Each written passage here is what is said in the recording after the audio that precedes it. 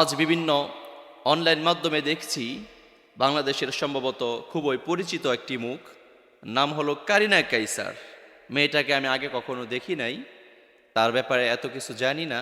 তবে যতটুকু জানতে পারলাম, তিনি অনলাইনে কাজ করতেন, বিভিন্ন কিছুর ভিডিও বানিয়ে অনলাইনে ছাড়তেন।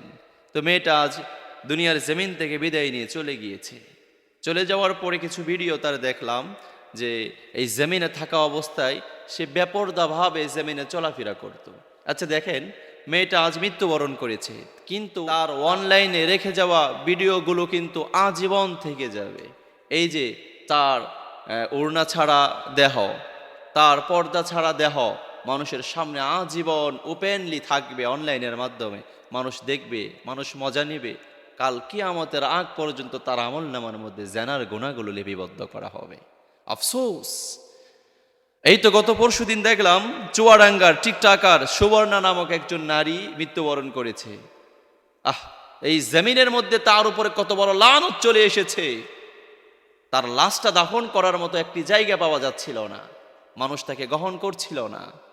এই জন্য মাদেরকে বলছি, মা, এই দুনিয়ার চাকচিক্যের লোভে পড়ে চাকচিক্য দেখে আপনার সুন্দর জীবনটাকে আপনি নষ্ট করবেন না। এই জীবন, এই যৌবন আজ আছে তো কাল নেই। আপনি তাকিয়ে দেখেন কত মানুষ এই জমিনের মধ্যে ছিল, আজ হঠাৎ করে হারিয়ে গিয়েছে। আর আপনি যদি অনলাইন মাধ্যমে কোনো খারাপ ভিডিও ছড়িয়ে দিয়ে থাকেন, আপনার নাচ গানের ভিডিও ছড়িয়ে দিয়ে থাকেন, যতদিন পর্যন্ত এই নাচ গানের ভিডিওগুলো অনলাইনের মধ্যে থাকবে, ততদিন আপনার আমলনামার মধ্যে গুনাহ লিপিবদ্ধ করা হবে। এজন্য খবরদার, বাহায়াপানা, অশ্লীলতার যত পথ আছে প্রত্যেকটা পথকে ব্লক করে দিন। আর সুবর্ণা নামক এই নারী থেকে, কারিনা কাইসার নামক এই নারী থেকে আপনি শিক্ষা অর্জন করুন, শিক্ষা নেন যে তারা বাঁচতে পারে নাই। তারা জনপ্রিয় ব্যক্তি ছিল, যতটুকু দেখলাম তারা জনপ্রিয় ছিল, জনপ্রিয়তা তাদের কম ছিল না, কিন্তু আজ তারা হারিয়ে গিয়েছে। কালের বিবর্তনে আমি আর আপনিও একদিন হারিয়ে যাব। এই যৌবন আর জীবন একদিন শেষ হয়ে যাবে।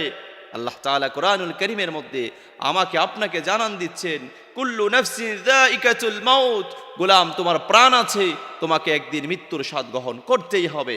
আল্লাহ তাআলা বলছেন, লা ইস্তাখিরুনা সাআতা ওয়া লা ইস্তাকদিমুন, গোলাম মৃত্যুর ফেরেশতা কখন যে তোমার সামনে হাজিরা দিবে, একটা সেকেন্ড আগেও যাবে না, একটা সেকেন্ড পরেও যাবে না। যখন তোমার মৃত্যুর সময় হয়ে যাবে, একটা সেকেন্ড তোমাকে সুযোগ দিবে না আজরাইল নামক ফেরেশতা। অতএব আমার মাকে বলছি, আমার ভাইকে বলছি, অশ্লীলতার এই জীবনকে আপনি দূরে ঠেলে দিয়ে আপনি ইমানের হালতে নিজের জীবনটা গড়ার চেষ্টা করেন। আপনি টিকটক ব্যবহার করছেন, করেন, আপনাকে আমি নিষেধ করছি না, কিন্তু এই টিকটকটা দিনের একটি দাওয়াতের মাধ্যম বানিয়ে ফেলেন। এটা দিয়ে আপনি দিনের দাওয়াত দেন। ইচ্ছা করলে ফেসবুক দিয়ে দিনের দাওয়াত দেওয়া যায়, ইচ্ছা করলে টিকটক দিয়ে দিনের দাওয়াত দেওয়া যায়, ইউটিউবের মাধ্যমে দিনের দাওয়াত দেওয়া যায়। যে যেই কাজে ব্যবহার করে সেই কাজেই সফলতা অর্জন করে। এজন্য আজ মূল কথা যেটা, সেটা হলো আমার মাদেরকে বলছি, আমার বোনদেরকে বলছি, আপনার 3.5 হাত দেহটা মানুষের সামনে ওপেন করে মানুষকে আনন্দ দিচ্ছেন।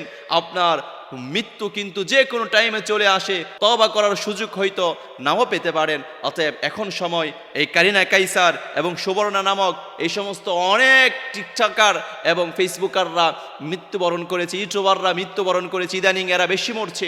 তাদের কাছ থেকে শিক্ষা নিয়ে সামনের জীবনটা আল্লাহ তাআলার পথে, দিনের পথে কাটানোর মতো এরাদা, চিন্তা ভাবনা নিজের মধ্যে তৈরি করুন ইনশাআল্লাহ।